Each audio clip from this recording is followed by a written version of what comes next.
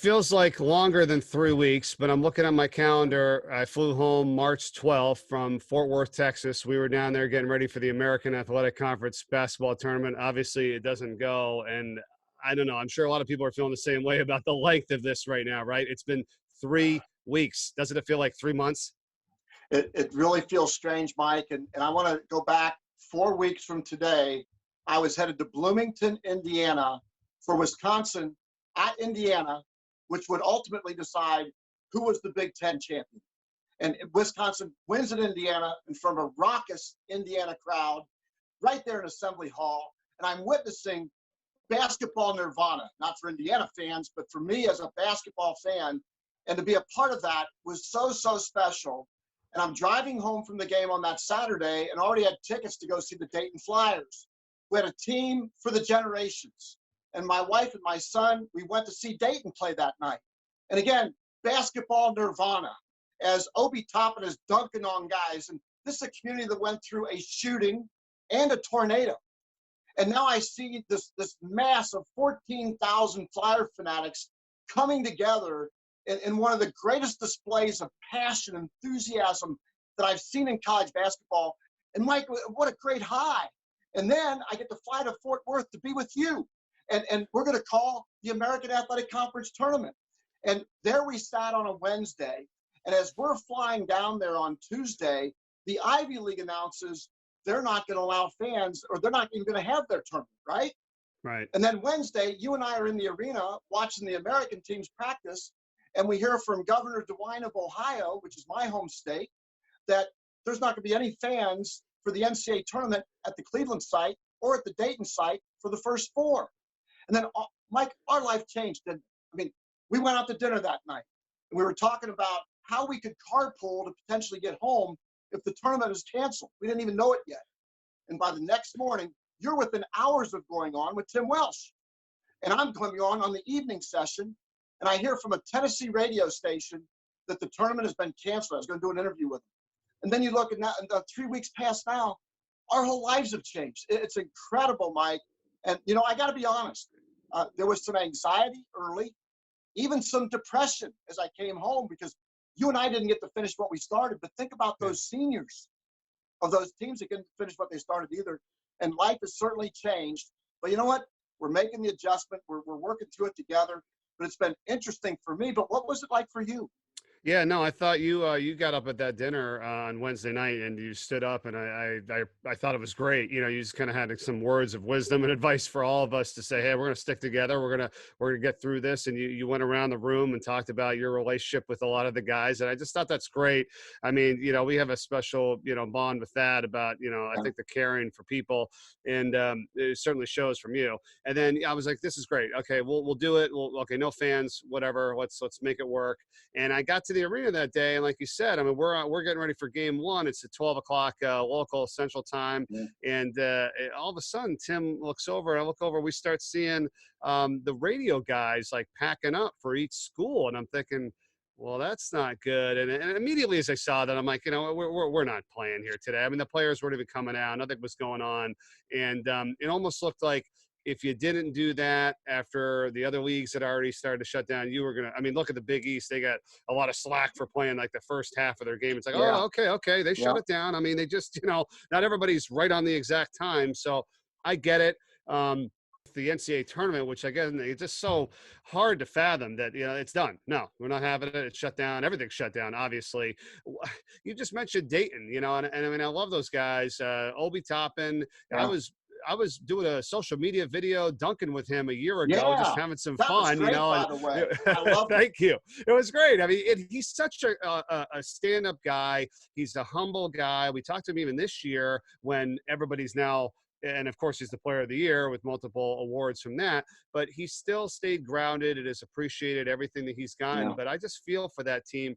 Number 3 in the country, they're not going to have that now. So there's no way to go back, right? I mean, what could you do? I mean, he's going to the NBA.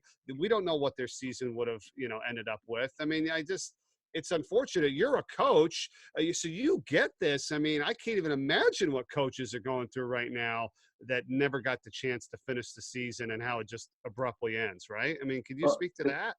It definitely is hard, and it's hard to look those seniors in the eye and say, "Son, your career is now over prematurely." But again, I think that as a leader of an organization, and as also having responsibility to the community, like Dayton, for example, had gone through the shootings, had gone through the tornadoes, and then watch that community come together and at least have that moment. I think you've got to remind your players that, at least in Dayton's case, they had that moment. And I think that's important. Cincinnati, just down the road, was a team that really struggled in non-conference. They found their footing, ended up being the number one seed in the American. But they were never able to go. Now think about those guys, where Jaron Cumberland, Trayvon Scott, those two guys, they haven't won an NCAA tournament game. Right. I mean, they were a team that had been ousted early in the NCAA tournament, and they had their chance this year. It looked like they were going to make the NCAA tournament again for the 9th consecutive season. And so those are the guys that you think about, that you worry about. However, there's always opportunity on the other side. Sometimes opportunity comes wrapped in strange packages. Now, this is one of the strangest packages I've ever seen. But I think that right now, people can take time, whether if you're a business person, a college basketball player, a coach. I think it's a great time to take a step back, to reevaluate, reprioritize, and also look for niches where you can make a difference. I mean, I work for a business today called Lighthouse Technologies, and we do software testing. We help people develop quality process for the software development life cycle. But my boss and my dear friend Jeff Van Fleet, I wrote the book with, we're not looking at how we can sell something to somebody. We're reaching out, trying to figure out how we can help everybody, even in unique ways outside of our business. And I think that's the lesson here, Mike, that I would share with my team if I had one, is that instead of sitting back and feel sorry for yourself, why don't you reach out and make somebody else's day and find ways where you can make a difference? And that would be the message that I would give my team. I agree, and especially during this time, I mean, it's got to be the hardest, So I mean, to Yeah, be able to still have that mentality and to do it that way in this time, that's saying a tremendous amount. yeah, So it's I'm with tough. you. Yeah.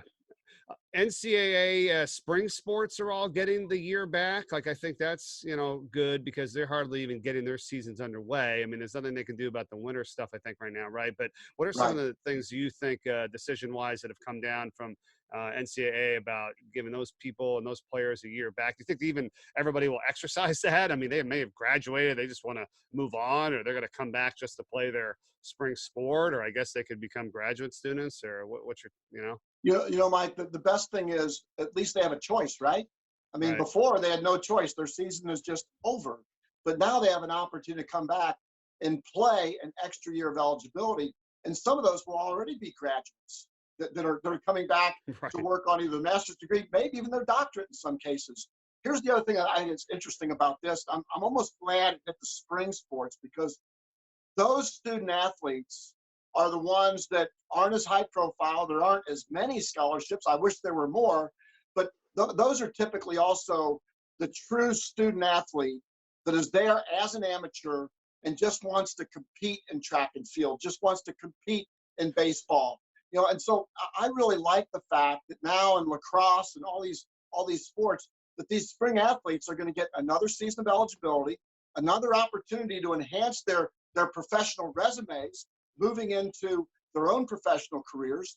And here's the other, I think, a little bit of an unintended consequence, but I think a positive consequence. Think about those freshmen coming in now. Those freshmen are also going to get 5 years, because a large majority of them, because there's not going to be necessarily a cap on the size of the rosters, they're going to accommodate those players who are coming back as seniors. And you're going to have those freshmen that can redshirt for a year and also get 5 years of eligibility. Mm-hmm. Which, listen, old school guys like you and me that appreciate the value of an education, I think that's a positive unintended consequence on the first group that comes through and gets an extra year to work on a master's or even a doctorate in some cases. And then the incoming freshmen that now can redshirt and have plenty of time to grow, mature, and move through their academic lives as well, and be productive and successful in their own professional lives. And I think that's very valuable.